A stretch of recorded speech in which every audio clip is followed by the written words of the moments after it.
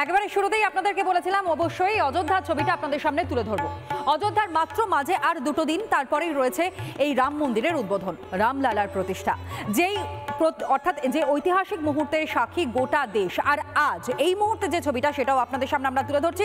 দেখতেই পাচ্ছেন উত্তরপ্রদেশের মুখ্যমন্ত্রী যোগী আদিত্যনাথ, তিনি ইতিমধ্যেই সেখানে পৌঁছেছেন এবং এটাও আপনাদেরকে দেখিয়েছিলাম যে একাধিক কর্মসূচি কিন্তু সেখানে ইতিমধ্যে গ্রহণ করা হয়েছে। হোমযজ্ঞ চলছে পুজো পাঠ।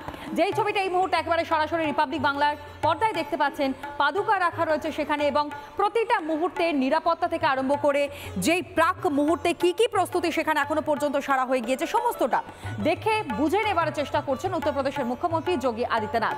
যে ছবিটা দেখছেন, যোগী আদিত্যনাথ তিনি পৌঁছে গিয়েছেন এবং প্রধান মহারাজদের সঙ্গে কথা বলতেও তাকে দেখা যাচ্ছে। আর এর ঠিক পাশাপাশি গর্ভগৃহের ছবিটাও সবার প্রথম রিপাবলিক বাংলা আপনাদের সামনে তুলে ধরেছিল। ঠিক একই রকম ভাবে গর্ভগৃহের ছবি এই মুহূর্তে দেখতে পাচ্ছেন। রামলালার সেখানে মূর্তি প্রতিস্থাপিত হয়েছে এবং এই মূর্তিরই প্রাণ প্রতিষ্ঠা করা হবে আগামী 22 তারিখ।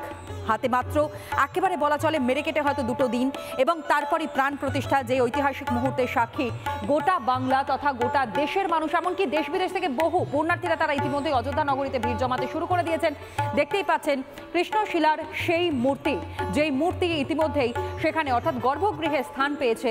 একবারে এক্সক্লুসিভ সেই ভিজুয়ালগুলো রিপাবলিক বাংলায় আপনাদের সামনে তুলে ধরছে। একদিকে যেমনটা দেখাচ্ছি, অযোধ্যায় মুখ্যমন্ত্রী যোগী আদিত্যনাথ রাম মন্দিরের উদ্বোধনের প্রস্তুতি খতিয়ে দেখতে অযোধ্যায় তিনি পৌঁছে গিয়েছেন। হনুমানগড়ি রামকথা পার্কে দর্শন, নয়াঘাটে সৌরচালিত নৌকার উদ্বোধন, অযোধ্যার প্রশাসনিক বৈঠকও সারবেন উত্তরপ্রদেশের মুখ্যমন্ত্রী যোগী আদিত্যনাথ। এবং ঠিক তার পাশাপাশি এই ছবিটাও দেখাচ্ছি আপনাদেরকে, যেখানে ইতিমধ্যেই রামলালা পৌঁছে গিয়েছেন এবং সেই মূর্তি প্রতিস্থাপিত হয়েছে গর্ভগৃহে, যার প্রাণ প্রতিষ্ঠা হবে আগামী 22 তারিখ। মাইন্দ্রক্ষণের অপেক্ষায় দিন গুনছে অযোধ্যা।